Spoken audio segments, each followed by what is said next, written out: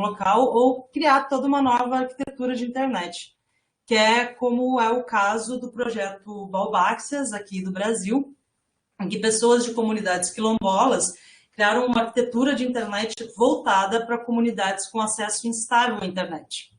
Então, não só eles produziram um produto voltado para comunidades com acesso instável à internet, não só para essas comunidades e voltados para necessidades locais, como também remixaram toda a linguagem tecnológica para incluir elementos que fazem sentido para a sua cultura.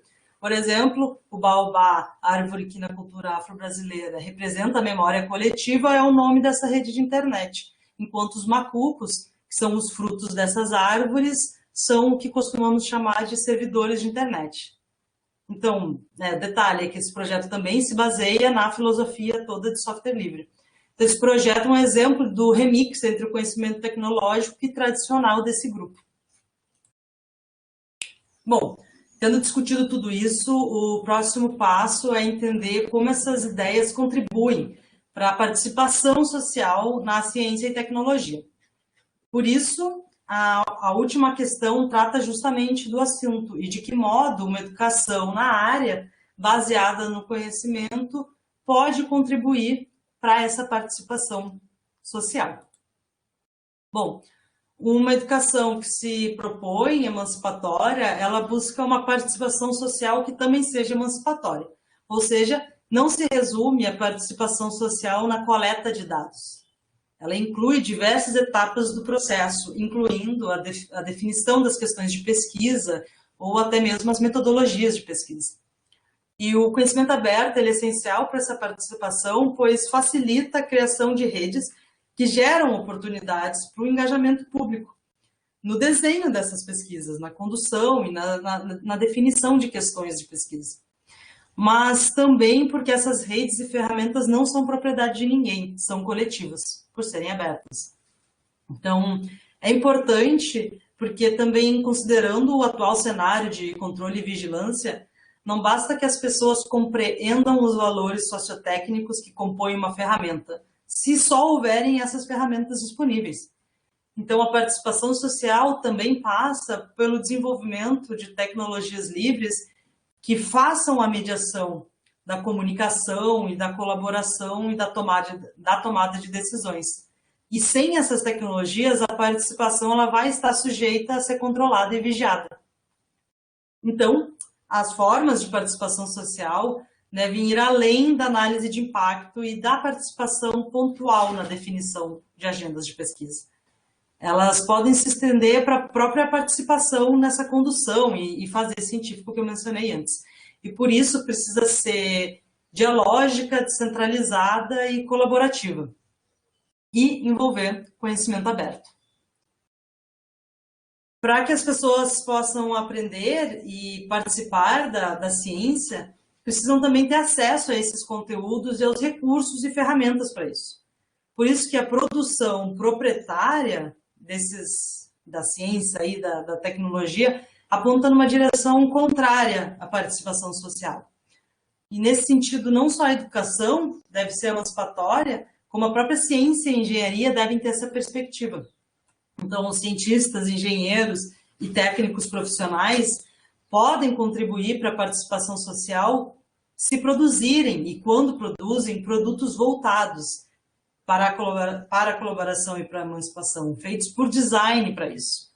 Também contribuem, claro, quando abrem suas pesquisas para a participação de pessoas não técnicas, em especial aquelas afetadas ou envolvidas nos resultados e consequências de investigação. No ensino de física, eu trouxe várias pontuações ao longo do texto sobre o tema e conectando, mas que na apresentação não ficam tão explícitas. E até por isso eu queria reforçar que a área de ensino de física é uma boa área para esse estudo, porque já transita por vários dos temas abordados.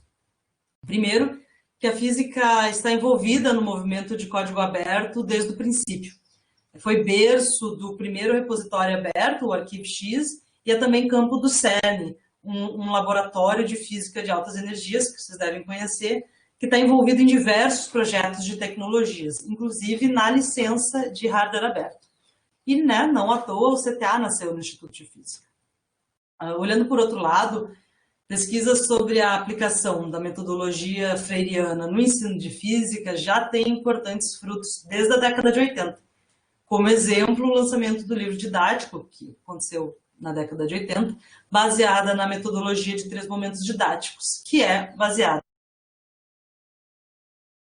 Outra abordagem possível ainda é associar o tema a métodos ativos de ensino, que também têm sido largamente usados na área de física. A associação da noção de capacidades de ação emancipatória aos métodos ativos é um caminho promissor para agregar elementos da pedagogia freiriana a metodologias de ensino que já estão sendo amplamente adotadas. Então, para finalizar, e por uma questão de tempo eu não vou poder retomar todos os pontos e costurar todo discutido para sintetizar uma resposta geral para a questão de pesquisa principal. Então, como não vai dar esse tempo, eu decidi deixar alguns itens como lembrete final. Primeiro é lembrar que existe vida sem propriedade intelectual, e arrisco dizer que ela talvez seja até melhor. Então, é um lembrete para nós nos permitirmos desapegar da ideia que a única forma de produzir conhecimento e de gerenciar o conhecimento na sociedade é essa. E também lembrar que as consequências de uma visão muito fechada não são consequências pequenas. Também o conhecimento aberto vai além do baixo custo e da colaboração pontual. Queria que ficasse marcado que é uma forma de se relacionar com o conhecimento e com a coletividade, e ela precisa ser compartilhada. E, além disso, ela não é só uma peça periférica na educação emancipatória, não é só uma técnica ou ferramenta na área de ciências e tecnologia. Ela é uma peça essencial. Outra questão que eu queria trazer é que a noção de capacidade de ação emancipatória, ela tem como objetivo permitir um diálogo entre as ideias de libertação e superação das desigualdades e a educação em ciências, e permitir que a educação em ciências vá além da formação profissional, do acesso às universidades e de uma análise crítica. Por isso que é uma proposta de diálogo. E, por último, trazer que a participação social na ciência e na tecnologia, ela não deve ser subestimada, nem deve ser descartada por ser muito difícil. Ela já ocorre largamente, por exemplo, na comunidade de software livre, onde milhares de adolescentes sem formação acadêmica em ciência da computação contribuem com importantes softwares em projetos globais.